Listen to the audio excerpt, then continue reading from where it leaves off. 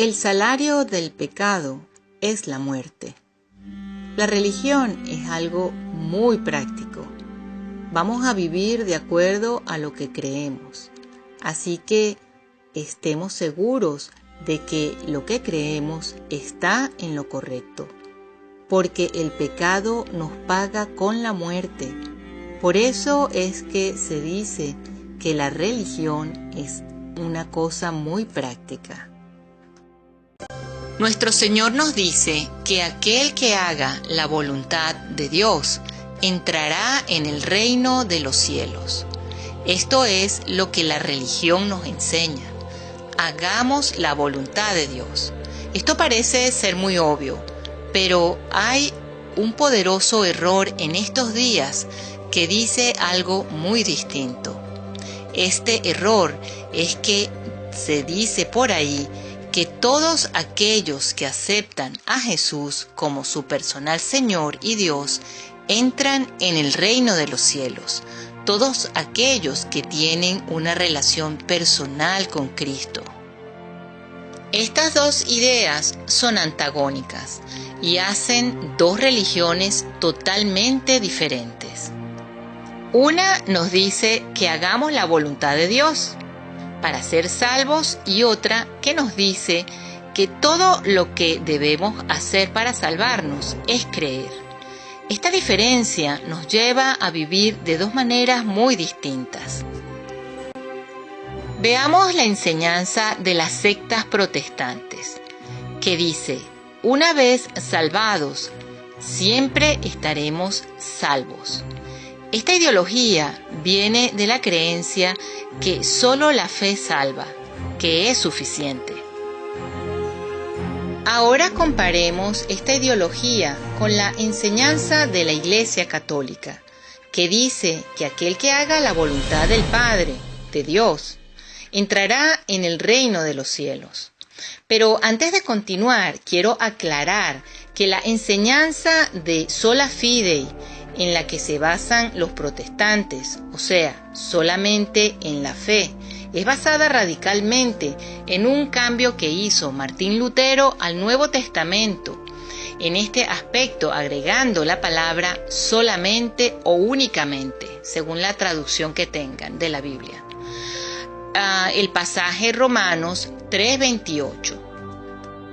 Y esto es muy importante de tomar en cuenta, puesto que hay inclusive muchos católicos dejándose influenciar por este tipo de doctrina errada. Nosotros como católicos entendemos que no estamos salvos hasta que finalmente nos morimos y somos juzgados para saber si somos dignos del cielo.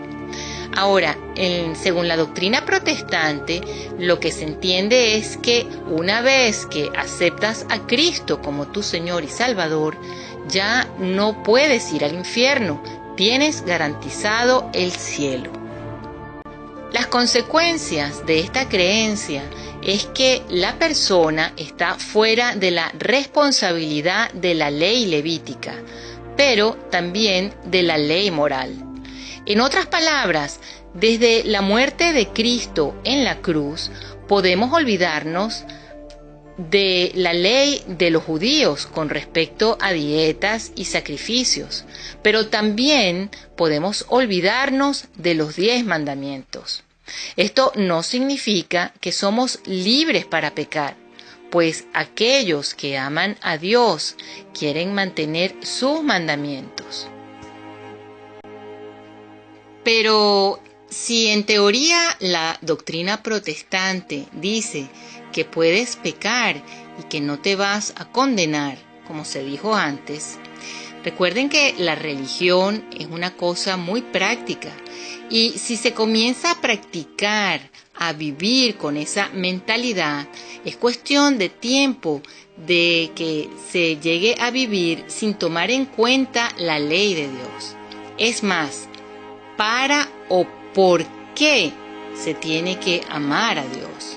Si creemos que Él nos ama y nosotros no tenemos que amarlo, y además amar es algo que hacemos, algo en lo que trabajamos.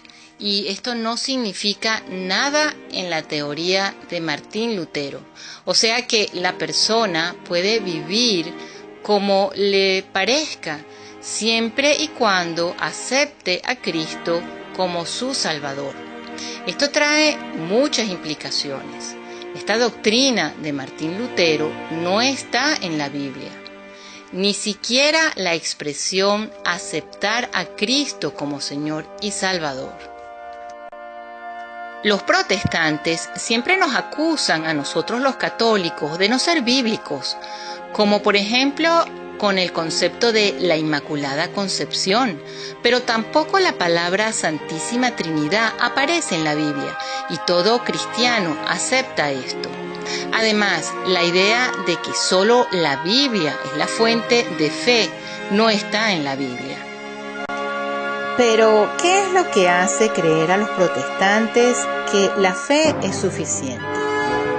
Bueno, en Romanos 3:28 dice así: pues nosotros decimos que uno está en gracia de Dios por la fe y no por el cumplimiento de la ley. Aquí en este pasaje es cuando Martín Lutero altera el párrafo y le pone la palabra solamente. También en Romanos 8:1 que dice: ahora pues se acabó esta condenación para aquellos que están en Cristo Jesús. Cuando los protestantes ponen estos dos pasajes juntos, concluyen: estoy salvo porque creo, y como estoy salvado, no me puedo condenar, no importa lo que haga. Ahora analicemos. En Romanos 3:28, en este pasaje, Martín Lutero establece que no necesitamos obras, concluyendo que si no hacen falta para la salvación, tampoco importan para la condenación. O sea, que cualquier actitud reprochable, anticristiana, no importa mientras tenga la persona fe. Este mismo Martín Lutero dijo: pequen atrevidamente, pero tengan mucho más atrevimiento en su fe. Dio permiso para pecar. En la carta de Santiago, en 2:26, leemos: así como el cuerpo sin el espíritu está muerto, del mismo modo la fe que no produce obras está muerta. El mismo Martín Lutero se refirió a esta carta de Santiago como una epístola de paja. Volviendo a Romanos 8:1, dice que no hay condenación para aquellos que están en Cristo. Pero si vemos en otras partes de la Biblia, vemos que no necesariamente aquellos que son salvos permanecen salvados. Aún pueden condenarse. Veamos Romanos 11:21. Porque si Dios no perdonó a las ramas naturales, tampoco te perdonará a ti. Estas ramas naturales son los judíos, y muchos de ellos se separaron. Es San Pablo el que nos alerta y nos dice que si los judíos tenían el derecho a la salvación según la promesa hecha a Abraham, sin embargo, muchos judíos perecieron. Los judíos estaban salvados, pero perdieron la salvación. O sea, que nosotros podemos también perder la salvación.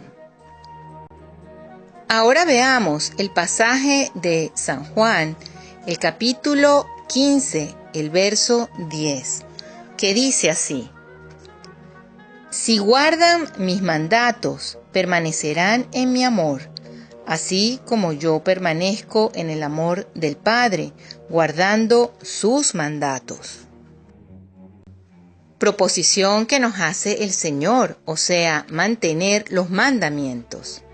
En Mateo 13:41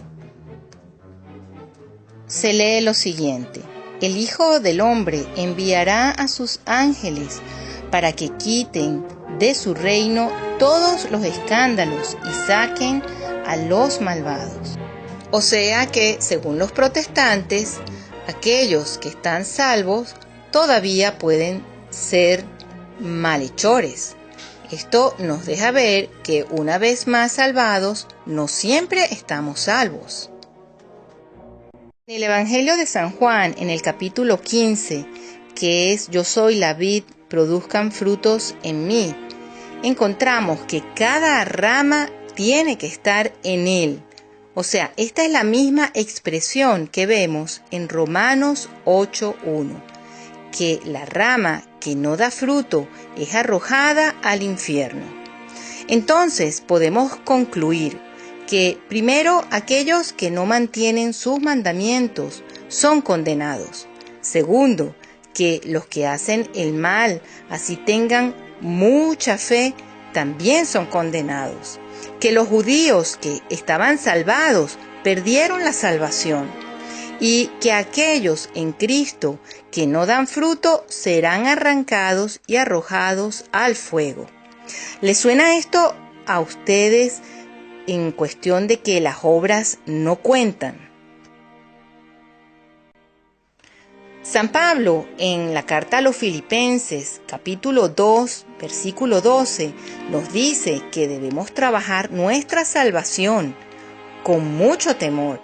Esto no tiene sentido en una teología protestante, pues ya todos están salvados.